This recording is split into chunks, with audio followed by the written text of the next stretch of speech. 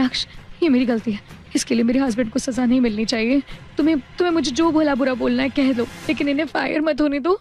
कल ही इनका प्रमोशन हुआ है, हम सड़क पर आ जाएंगे प्लीज। अच्छा, अब आया ऊंट पहाड़ के नीचे, लेकिन तुमने अभी तक माफी तो मांगी नहीं, और हाँ, थोड़ा तमीज से। मिस्टर नक्श, अभी जो कुछ भी हुआ उसके लिए I am really sorry. Please मेरे हस्बैंड की जॉब बचा लो, ये ठीक है? मिसेस प्राची, सबसे पहले तो तुम माफी मांगना सीख लो, और रही बात तुम्हारे पति की जॉब की तो नक्श, ये नाम ही कुछ ऐसा था कि लोग ना चाहते हुए भी इस नाम से भिड़ ही जाते थे। जब नक्श की जिगरी दोस्त हिमानी ने प्राची के पति को नौकरी से निकालने की धमकी दी, तब वो गिड़गिड़ाते हुए नक्श से माफी मांगने लगी। प्राची का घमंड चूर चूर हो गया था। ये देखकर नक्श हिमानी को समझाने लगा, ये दोनों माफी मांग रहे हैं, माफ कर देते हैं, तुम्हारे लिए भी आसान हो जाएगा, क्योंकि इतनी जल्दी तुम्हें इस लेवल पर कोई एम्प्लॉय नहीं मिलेगा। आलोक, बस मिस्टर नक्श की वजह से तुम्हें आज जॉब से नहीं निकाल रही हूँ, लेकिन मैं तुम्हारा प्रमोशन रोक रही हूँ। तुम पहली वाली पोजीशन पर ही काम करोगे। तुम्हें ये ठीक लगता है तो ठीक है, वरना तुम जा सकते हो। नहीं मैडम, मैं पूरी तरह से सेटिस्फाइड हूँ काम करने के लिए। थैंक यू मिस्टर नक्श, थैंक यू हिमानी मैडम। शुक्रिया अदा करके प्राची और आलोक वहाँ से चले गए। वहीं कार्तिक और हिमानी नक्श को सूरत शहर के सबसे बेस्ट रेस्टोरेंट बोहो लेकर चले गए, जहाँ पर उनके पुराने दोस्त आकाश और रवीश उनका इंतजार कर रहे थे। नक्श ने उन्हें देखते ही गले लगा लिया। अरे आकाश, ओ वाओ, अरे रवीश भाई, तुम भी यहाँ? नक्श भाई, कैसे हो आप? पिछले कई सालों से हम आपको ढूंढ रहे थे, आज आपको देखकर बहुत खुशी हो रही है। आकाश, मुझे कार्तिक ने बताया कि बोहो तुम्हारा रेस्टोरेंट है। क्या बात है, तुम सभी अपनी लाइफ में काफी आगे बढ़ गए हो। मुझे बहुत खुशी और गर्व महसूस हो रहा है कि मैं तुम लोगों के काम आ सका। थैंक यू सो मच नक्श फॉर एवरीथिंग। तुम अभी भी वैसे ही हो, बिल्कुल नहीं बदले। रवीश की सिक्योरिटी प्रोवाइड कराने की एजेंसी थी। कुछ ही देर बाद अचानक हिमानी वहाँ से उठकर बाहर चली गई और अपने साथ एक स्पेशल बॉक्स लेकर आई और बोली, मिस्टर नक्श, ये गिफ्ट हमने कुछ साल पहले आपके लिए खरीदा था। हमने तो इसे आप तक पहुँचाने की उम्मीद छोड़ ही दी थी, लेकिन आज हमारी किस्मत में आपसे मिलना लिखा था। ये लीजिए, हमारी तरफ से आपके लिए एक तोहफा। Thank you Himani, thank you everyone. Thank you नहीं भाई, गिफ्ट तो खोलो। वाह, ये गाड़ी बहुत ही ज्यादा विंटेज है और बहुत ही सुंदर। ये काफी महंगी होगी ना? तुमने जो किया है हमारे लिए, उसके मुकाबले तो ये कुछ भी नहीं है भाई। आई एम सॉरी, मेरी वजह से तुम सबको बहुत परेशानी हुई। मैं ऐसे बिना बताए तुम सबकी जिंदगी से गायब हो गया, पर ये मेरा वादा है कि अब ऐसा कभी नहीं होगा। अब एक टोस्ट करते हैं हमारी दोस्ती के नाम। टोस्ट का नाम सुनते ही आकाश ने वेटर से वोडका लाने को कहा और बॉटल आते ही सभी ने जाम के शॉट्स लगाए। उस रात सब दोस्तों ने पुराने दिनों को याद करते हुए खूब मस्ती की। दूसरे दिन नक्श तैयार होकर सीधा भानुशाली ग्रुप के ऑफिस चला गया। तभी वहाँ उसका फोन बजने लगा। हेलो मम्मी जी, जय श्री कृष्णा। जय श्री कृष्ण नक्श, ये मैं क्या सुन रही हूँ अनिका से कि तुम कल पूरी रात घर नहीं आए। कल रात तुम कहाँ थे? कैसे हो तुम? सब ठीक तो है ना? मैं ठीक हूँ मम्मी जी। वो कल अच्छा सुनो, वो मैंने तुमसे कहा था ना कि तुम्हारे पेरेंट्स का टेस्ट करवाना है। यस मम्मी जी, मैं अपने पेरेंट्स को कल बुला लेता हूँ और फिर आप और अनिका भी हॉस्पिटल आ जाओ। हम सभी एक बार फिर से टेस्ट करवा लेते हैं। प्रॉब्लम कहाँ है पता चल जाएगी। अनिका और मेरे में कोई प्रॉब्लम नहीं है, तुम ऐसा। ठीक है, तो हम सब साथ में टेस्ट करा लेंगे मम्मी जी। अब मुझे भी थोड़ा काम है, चलिए मैं आपसे बाद में बात करता हूँ। नक्श इस बात से वाकिफ था कि उसके बच्चे ना होने की वजह कोई और नहीं बल्कि उसकी खुद की बीवी अनिका थी।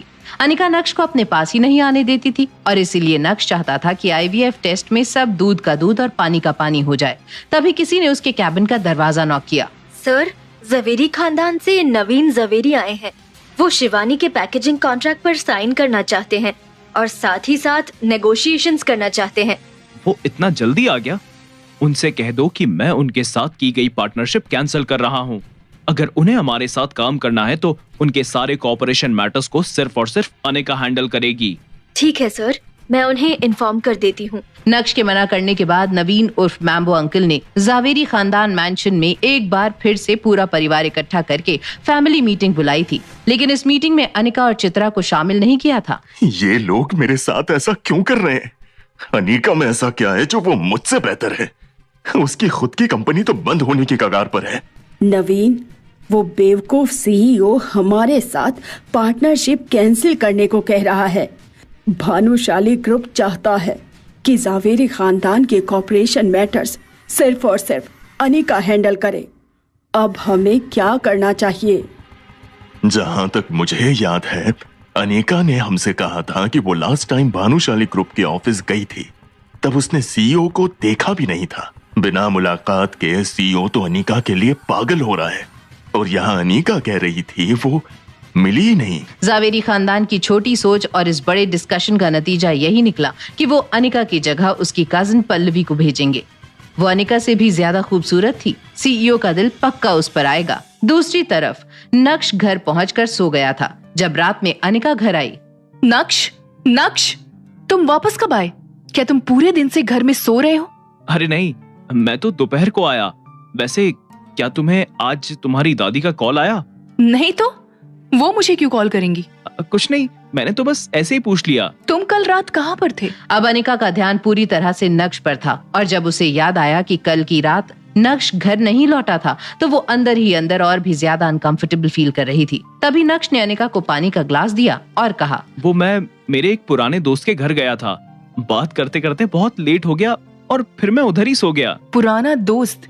क्या वो मिस्टर पटेल है, होटल प्राइम स्टार वाले? बिल्कुल सही पहचाना तुमने। मुझे तुम्हारी इस बात पे भरोसा नहीं हो रहा है। अरे अनिका, बात छोड़ो ये सब, जाओ और मेरे लिए मैगी बनाओ, मैं डिनर करके नहीं आई हूँ। नक्श मैगी बनाने किचन में चला गया और यहाँ चित्रा मौका देखते ही मुंह टेढ़ा करके अनिका के बगल में आ गई। जब अनिका की नजर उसकी माँ चित्रा पर गई तो उसने पूछा, अब आपका मूड किसने खराब कर दिया? चेहरे पर 12 क्यों बजे हैं? अनिका बेटा, मैं तो बस तुम दोनों को लेकर ही परेशान हूँ। बार बार तुम दोनों का IVF प्रोसेस फेल हो जाता है। मुझे लगता है कि उसके पेरेंट्स में कोई जेनेटिक डिसऑर्डर है। बस मैंने नक्श को इतना सा कहा कि तुम अपने पेरेंट्स को बुला लो और उनका टेस्ट करवाओ। ओह मम्मी, आप कितने प्यारे हो, लेकिन प्लीज क्या कुछ समय के लिए आप इस मैटर को साइड में रख सकती हैं? मेरे सर पर वैसे भी काम का बहुत लोड है। तुम चाहती हो कि मैं इस मैटर को साइड में रख दूं? तुम्हें पता है ना कि तुम्हारी शादी को 2 साल से ज्यादा का समय हो गया है और 3 से 4 बार तुम्हारा IVF प्रोसेस फेल हुआ है। उसके बाद भी तुम्हें कोई जल्दी नहीं है। मम्मी प्लीज अब बस भी करो, इस टॉपिक पर अभी मुझे बात नहीं करनी है। चित्रा आगे कुछ बोलती उससे पहले नक्श वहाँ मैगी लेकर पहुँच चुका था। वो पहले भी अनिका के लिए खाना बनाता था, लेकिन आज पहली बार अनिका को उसका प्यार महसूस हुआ। तभी अनिका ने खामोशी तोड़ते हुए नक्श से कहा, अभी के लिए तुम्हें तुम्हारे पेरेंट्स को बुलाने की कोई जरूरत नहीं है। हम इस बारे में फिर कभी बात करेंगे। ठीक है, जैसा तुम बोलो। नक्श अपनी खुशी पूरी तरह से जाहिर नहीं कर पाया। ये बहुत बड़ा दिन था। अनिका ने नक्श के लिए चित्रा के सामने स्टैंड लिया, वो भी इतनी बड़ी बात पर। अगले दिन जब नक्श अपने ऑफिस पहुंचा तो उसकी सेक्रेटरी नंदिता फौरन अंदर आई। सर, जवेरी फैमिली ने कोलैबोरेशन की बात डिस्कस करने के लिए किसी को भेजा है। उनका नाम पल्लवी जवेरी है। उनसे कह दो सर आज बिजी हैं। पल्लवी के साथ वही हुआ जो होना था। जब उसने अपनी हार की ये खबर कल्याणी को सुनाई तो उसका चेहरा गुस्से से लाल हो गया। कल्याणी अब बेबस थी और उसके पास अनिका को कॉल करने के अलावा और कोई चारा नहीं था। दूसरी तरफ अनिका अपनी माँ चित्रा के साथ शॉपिंग कर रही थी। इसी बीच अचानक से अनिका का फोन बजा। हेलो दादी। अनिका, आज तुम्हारी दादी को तुमसे एक हेल्प चाहिए। क्या तुम अपनी दादी की हेल्प करोगी? हेल्प? बेटा, बात ऐसी है कि हमारे और भानुशाली ग्रुप के बीच में जो पार्टनरशिप हुई है, उसे लेकर मैंने ये तय किया है कि अब उसे सिर्फ और सिर्फ तुम हैंडल करोगी। तुम्हें कल भानुशाली ग्रुप जाना होगा और उनसे बात करनी होगी।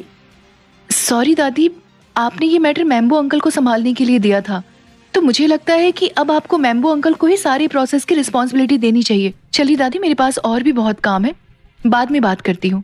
जय श्री कृष्णा। यहाँ अनिका खुश थी दादी को ना बोलकर, तो दूसरी तरफ नक्श प्राइम स्टार होटल पहुँच गया था कार्तिक के साथ लंच करने के लिए, जहाँ कार्तिक उसका एक ब्लैक कलर के बॉक्स के साथ इंतजार कर रहा था। आओ नक्श, बैठो। ये लो, इसे मैंने खास तुम्हारे लिए प्रिपेयर किया था। इस अमानत को मैं पिछले 4 सालों से अपने साथ संभाल कर रखा है। कार्तिक, तुम मुझे पहले ही एक बहुत बड़ा गिफ्ट दे चुके हो। अब मैं इस अमानत को नहीं ले सकता। ये चीज मेरे किसी काम की नहीं है।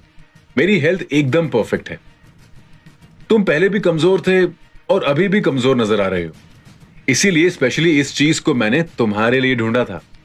इस बात से नक्श थोड़ा हैरान हुआ, लेकिन कार्तिक की बात भी सही थी कि तभी कार्तिक का फोन बजने लगा। फोन उठाने के बाद कार्तिक के एक्सप्रेशंस कुछ ज्यादा ही सीरियस हो गए थे। कॉल रखने के बाद कार्तिक ने नक्श से कहा, माफ करना दोस्त, मुझे लगता है कि आज का लंच तुम्हें अकेले ही करना पड़ेगा।